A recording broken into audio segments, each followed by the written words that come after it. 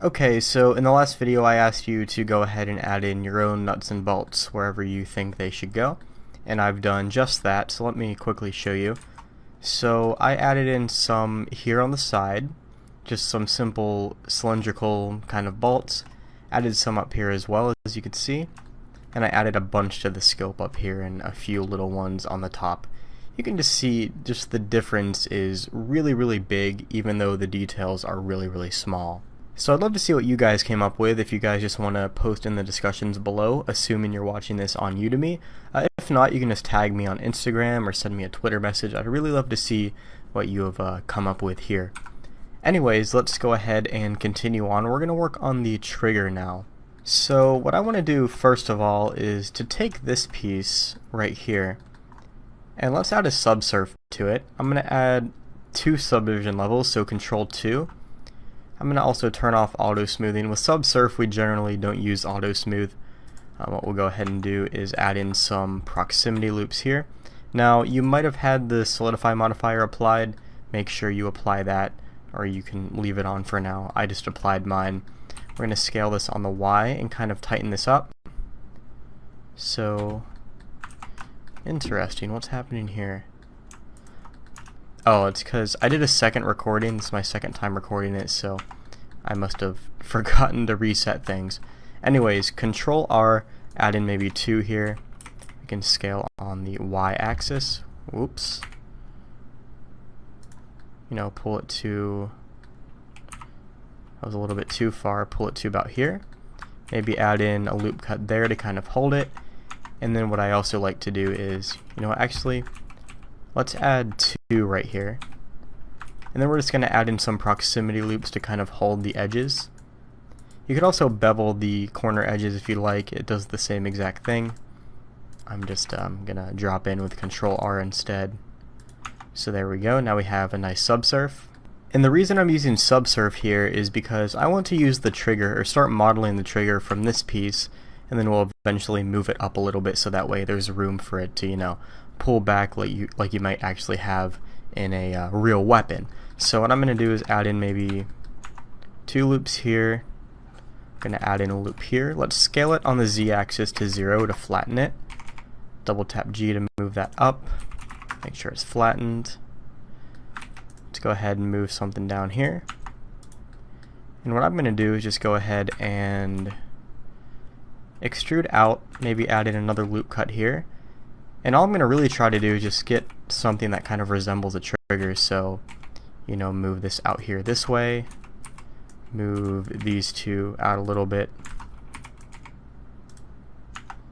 You know, I'm just trying to get something that will, in some manner, resemble a trigger. Now, this might not be the easiest thing to do because I'm just kind of messing with this for now. Now, we need to move this way farther out so that way there's more room. It's looking okay so far. What I think I'll do is pull this back a bit, pull this up and out. You can kind of see how the curvature is going on the subsurf, so make sure you're referring to that. So it's not terrible. I am not a fan of how far out these 2 vertices are, so let's go ahead and move these back maybe. We can also add in, not here, but maybe add in 2 loops here to hold it some more. Get more of that trigger formation. Move some of these back. Interesting little adjustment here. So I think this will be good enough for the model. Now what I'm going to actually do is, since I want this piece to have more room to kind of, you know, pull back in this direction, I'm just going to separate this. So let's go ahead and just separate all these faces here. Now you could have just modeled the trigger from a separate object. I just kind of wanted to follow it in this way. It doesn't matter too much which way you chose to do it. I'm just going to move this guy up now. So now, you know, there's kind of room for it to pull back. But we do need to fill in these edges here. So let's go ahead, fill these in, and then fill these in. Now we have a little bit of pinching here, and that's because we have 2 loops ending here, turning this into an n-gon. So all we need to do is add in 2 loops here, and it looks like we have overlapping verts. So let's select everything, press M, and then merge by distance, and There we go. Now this still looks terrible. We're going to clean this up, so don't worry. But real quick, let's do the same thing over here. If you have the F2 add-on enabled, let me show you. If you just search for F2, it comes with Blender, and turn that on. You can actually go to the corners and just keep pressing F, like this. So you can quickly fill these in. Now you're going to have overlapping verts here, so just make sure you merge everything by distance, and that'll clean it up quite nicely.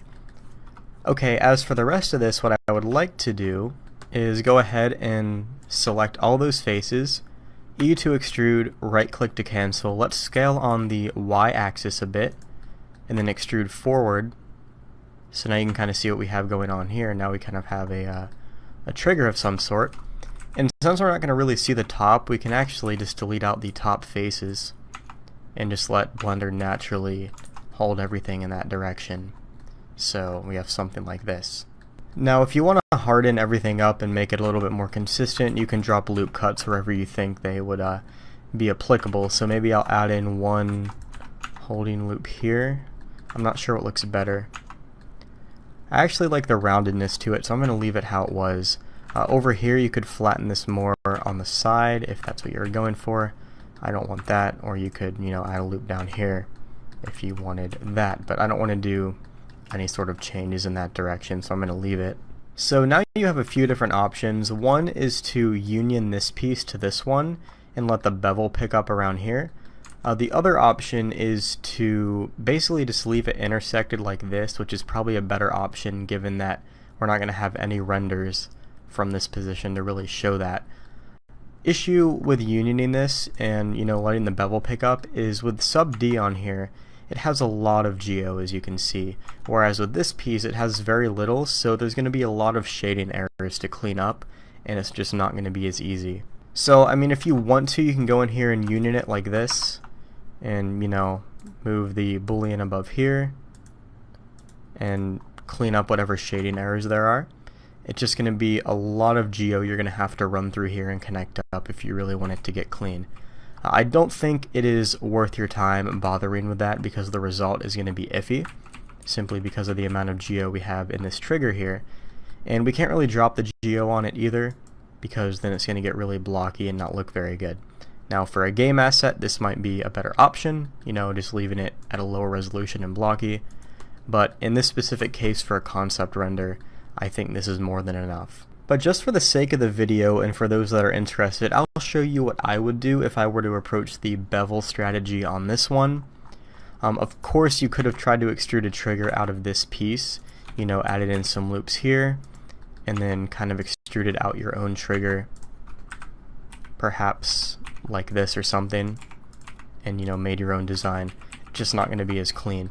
But if you want to do my strategy where you union this piece, the first thing you want to do is make sure you have some constraining loops around the trigger to hold the shading. And then what you'd have to do is go in here, Control plus on the number pad to add the union, make sure the boolean is above the bevel, as always. And what we could probably do, well, first thing we need to do is actually apply the boolean, and we'd have to get in here and start sliding these vertices that are near miss, like this. And then you could of course adjust the bevel offset. You'd have to turn off clamp, so you can increase that a bit. And you can see the fusion's not terrible. There are shading errors, they're not very obvious, but if you want good shading on here, you'd really have to get in and connect up more points, and we simply don't have enough supporting geo on this cylinder piece to help hold the shading. So the only way you could add in extra geo is in this direction, because it goes with the curvature, but this would go against the curvature, which we can't do. But this is another one of those tiny details that aren't going to really be seen. You'd have to really zoom in to see any sort of shading error on this piece, or even the bevel, and you could of course increase the bevel to see that a bit better. But in reality, even if there are shading issues and you can't constrain them that well, they're not a huge deal, simply because they can't be seen in the render. You'd have to really get up close to see any sort of shading error. This was actually a lucky situation. And now real quick, only thing I don't like about this piece, because you can imagine maybe this is like some sort of sci-fi weapon, and the trigger, when you pull back the trigger, it kind of rotates this piece. That's kind of how I'm thinking of it. And let me set the origin to here. You know, you could actually set the origin to these two middle faces if you wanted. So cursor to selected and then origin to 3D cursor, and you could perhaps rotate this around. Interesting, I thought I moved the cursor. Let's try again. Shift S, cursor to selected, and then origin to 3D cursor. You could rotate this, you know, along this axis to make it interesting. You could maybe pull it back, maybe do something like that to make it a little bit more fun. Yeah, I like that. Only thing I don't like is how this cylinder is just kind of hitting this piece and intersecting, and it looks like it's almost fused to the wall, right? You wouldn't imagine this can actually even rotate in the first place. So just to make that look a little bit more accurate, we could probably drop in a cylinder. 32 verts is fine. Rotate it 90, and then essentially just run a boolean through this piece. So let's go ahead and shade it smooth. As a matter of fact, let's scale that up. Shade it smooth, turn on auto smooth, and then just run a difference right here. So you kind of see we have a little bit more room there for that to rotate. Of course, we need to, you guessed it, move the booleans above the bevel, and it looks like we can just move these guys to the cutters collection, and we're good to go. So this weapon's looking really good. I'm happy with it. Although there's not too much left to add, we're probably going to end up tweaking some things and adding more. But I think it's a good time to hop into materials in the next video. Materials are a fun little break, and this really makes it come to life a bit more than it already is. So in the next video, we're going to start on materials.